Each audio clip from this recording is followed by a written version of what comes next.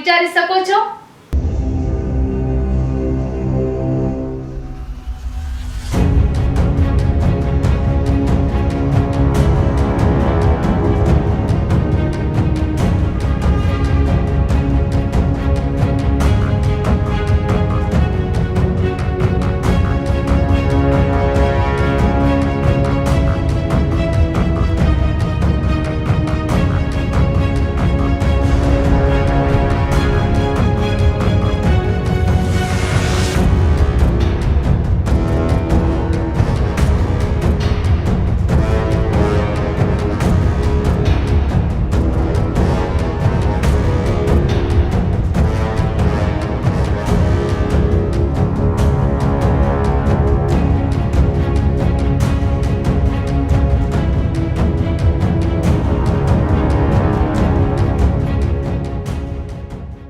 એક તરફ સમગ્ર ભારત દેશમાં સ્વચ્છ ભારત અભિયાન ચલાવવામાં આવી રહ્યું છે અને બીજી તરફ વાત કરીએ કચ્છ જિલ્લાના પાટનગર ભુજ શહેરના અનેક એવા વિસ્તારો છે કે જે કચરાના ડગલામાં ખડકાયેલા વિસ્તારો છે, તેમ છતાં નગરપાલિકા તંત્ર દ્વારા કોઈ જ કામગીરી કરવામાં આવતી નથી. ફક્ત ચૂંટણી આવે છે ત્યારે ખોટા વાયદાઓ કરી અને આ ભ્રષ્ટ નેતા ચૂંટાઈ જાય છે, પરંતુ પાછળ તું કોણ ઓર મેં કોણ તેવો તાલ સર્જાતો હોય છે. ત્યારે આજરોજ અમારા કચ્છકેર ટીવી ન્યૂઝની ટીમ દ્વારા ભુજના સુરલપેટ 4 રસ્તાથી અમનનગર સુધીના વિસ્તારની મુલાકાત લેવામાં આવી હતી. ત્યારે ત્યાંના રહેવાસીઓ જણાવી રહ્યા છે કે અહીં 2 થી 3 વર્ષથી આમને આમ કચરાના ઢગલા પડ્યા છે, કોઈ જ સાફ કરવા માટે આવતું નથી. આપ આ દ્રશ્ય પરથી જોઈ શકો છો કે આ વિસ્તારની હાલત કેટલી ખરાબ છે. કાકા શું નામ તમારું? મારું નામ જાફર કાકા આ કચરો કેટલા સમયથી છે ને ઘણું સમય રહી ભાઈ પડ્યો આવતા નથી. હવે શું કરીએ નગરપાલિકા વાળા, એમાં અમારે મચ્છર થાય રહ્યા, બીમારી થાય રહી, આ જબલા ગાયું ખાઈ રહ્યું, એને નુકસાન આવે રહ્યું. હવે તને થાય ભાઈ નાકામાંથી ફૂલ સફાઈ થાય રહી.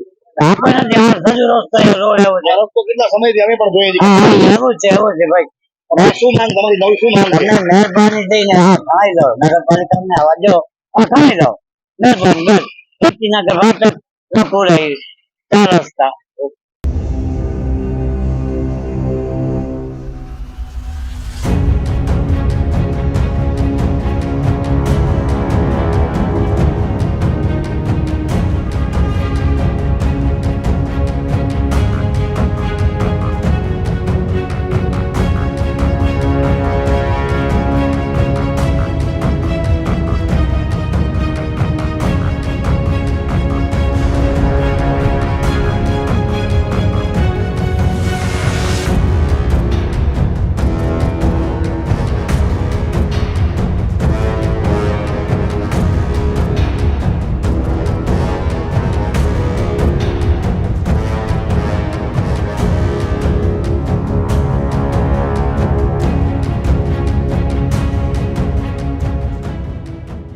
નગરપાલિકાના ટ્રેક્ટર કેટલી વખત અહીંયાથી નીકળે છે.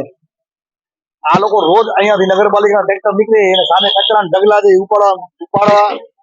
ઉપાડતા નથી. જો રોજ અહીંયાથી ટ્રેક્ટર નીકળતા હોય અને કચરાના ઢગલાની સામે નીકળતા હોય ને ઉપાડતા ન હોય અને કામચોર જ કહેવાય. જો આ રીતના રહેવાસીઓ આ કચરાની વચ્ચે જો પોતાનું જીવન ગુજારતા હોય તો પછી બીમારીનો ભોગ બને તે સ્વાભાવિક વાત છે. આ અંગે તેમના દ્વારા નગરપાલિકામાં અનેક વખત રજૂઆતો કરવામાં આવી છે, લેખિત તેમજ મૌખિક રજૂઆતો થઈ ચૂકી છે. તેમ છતાં નગરપાલિકાના ભ્રષ્ટ પદાધિકારીઓ દ્વારા કોઈ જ કામગીરી કરવામાં આવતી નથી, તે આ દ્રશ્ય પરથી સ્પષ્ટ જણાઈ આવે છે. આવો આ અંગે વધુ જોઈએ કચ્છકેર ટીવી ન્યૂઝના વિશેષ અહેવાલમાં.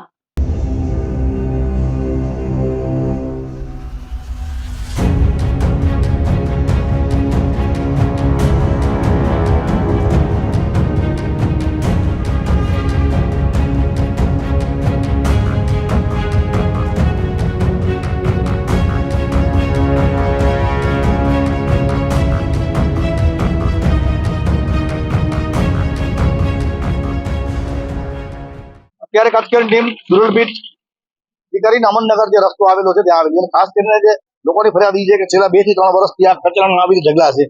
કચરા, પૂર, પાણા નગરપાલિકાના કામદારો શા માટે ઉપાડતા નથી? આ બાજુ ગંદકીનો સામ્રાજ્ય છે.